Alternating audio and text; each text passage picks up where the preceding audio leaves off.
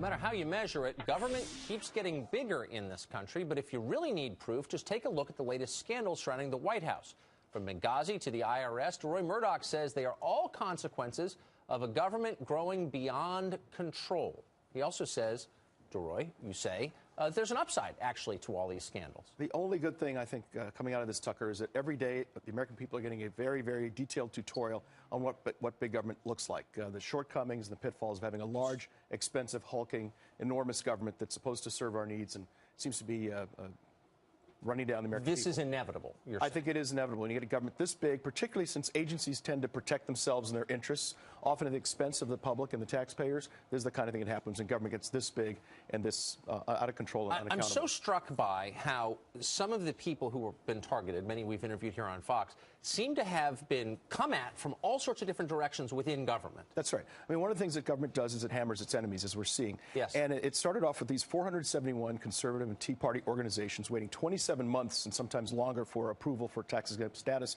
And it'd be one thing if they only were being gone after by IRS agents and people from the Treasury. But we've had people who've been getting OSHA audits, which is Department of Labor. They've had a couple instances of the FBI Counterterrorism Task Force, which is Department of Justice. So how is it that people apply to the IRS and the Treasury, and all of a sudden people from the Department of Labor and the Department of Justice start coming after them? How is this paperwork jumping from one cabinet department to another to another? Is there some sort of an interagency task force that was designed to go after people on the right? So it looks clearly that there's coordination within the executive branch. It sure looks that way. And if that's going on, then who was responsible for this? Who ordered it? Who was managing it?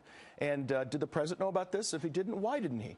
He should have been on top of this. If you have multiple agencies, I mean, you know a lot about how government works. If you have multiple agencies working toward the same goal, in this case, to silence the president's political opponents, then clearly you have someone high in authority coordinating this. Correct? Exactly. Either that or it's just a massive, amazing coincidence. And a coincidence that played out in the same way again and again. And again, to the detriment of those people who have a different point of view than the President of the United States, and not to the detriment of his allies, who, for example, in the case of, again, big government helping its friends, you had the Barack H. Obama Foundation, run by the half-brother of the President of the United States.